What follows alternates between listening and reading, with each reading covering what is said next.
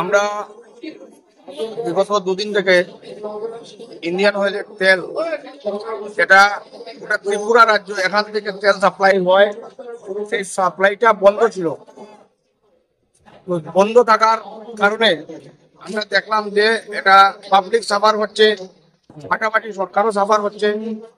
তাই তো তৎক্ষণাৎ আমরা দলীয়ভাবে সিদ্ধান্ত গ্রহণ করেছি যে এখানে কতিপয় কয়েকজন এটা বাধার সৃষ্টি করেছেন যে তেল নিয়ে যাওয়া যাবে না, এটা ওনাদের ব্যক্তিগত লাভালাভের ব্যাপার থাকতে পারে, কিন্তু আমরা কোনোভাবে জনগণের অসুবিধা হোক বা সরকারের বদনাম হোক, কারণ আমরা সরকার পক্ষে রয়েছি, তাই আমরা তৎক্ষণাৎ জেলা বিজেপি এবং প্রশাসনকে সাথে নিয়ে যারা অয়েল ট্যাঙ্কারের মালিক রয়েছেন, ড্রাইভার রয়েছেন, তাদেরকে আমরা আশ্বাসিত করেছি যে আপনারা যেভাবে গোটা রাজ্যের তেল সাপ্লাই দিয়ে মানুষকে সহযোগিতা করছেন, সেইভাবে মানে পুনরায় আবার তেল লোডিং স্টার্ট করুন।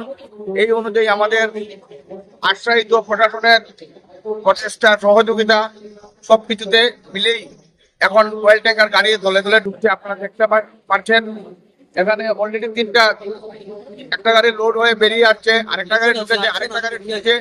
আমরা আশাবাদী যে আজকে রাত্রের ভিত্তিতে গোটা রাজ্যের যে তেল ক্রাইসিস যেটা রয়েছে সেটা আমরা কভার করে নেব। আমরা কোনোভাবে কাউকেও আমরা সরকারের বদনাম, সরকারকে কালিমালিপ্ত আমরা কোনোভাবে করতে দেব না। আমরা সেই প্রয়াস আমরা চালাবো। এতে যদি আমরা ভারতীয় জনতা পার্টির প্রত্যেক কার্যকর্তা যদি যে কোনো স্থানে নেমে কাজ করতে হয়, আমরা সেটার জন্য প্রস্তুত।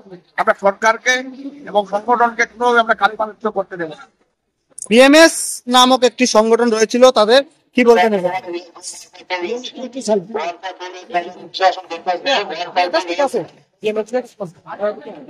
বিএমএস এর বিষয়টা টোটালি আলাদা। বিএমএস রাষ্ট্রীয় স্বয়ংসেবক সংঘ, একটা শাখা সংগঠন, এটা রাষ্ট্রীয় স্বয়ংসেবক জানে। আমি বলেছি যে কতিপয় কিছু মানুষ, এটা আমি বিএমএস এর জায়গায় এটা রাষ্ট্রীয় স্বয়ংসেবক সংঘ দ্বারা পরিচালিত, তাই কতিপয় কিছু মানুষ এটা প্রচেষ্টা করুন এই সরকারের বিপক্ষে কাজ করার চেষ্টা করবে, তাকে আমরা সরকার বিরোধী বলে আমরা মনে করব, জনগণের বিরোধী বলে মনে করব। তাই আমাদের নৈতিক কর্তব্য রয়েছে যে আমরা রাজ্যে ক্ষমতায় রয়েছে, আমাদের ভারতীয় জনতা পার্টি পরিচালিত সরকার রয়েছে এবং আমরাও সরকারের প্রতিনিধি, আমি জেলা পরিষদ বা দলের দায়িত্বে রয়েছে। আমাদের নৈতিক কর্তব্য যেটা আমরা সেটা করছি, এটাই আমাদের মূল দায়িত্ব। তাই আমরা তেল আপনারা দেখেন লোড হচ্ছে, বেরোচ্ছে।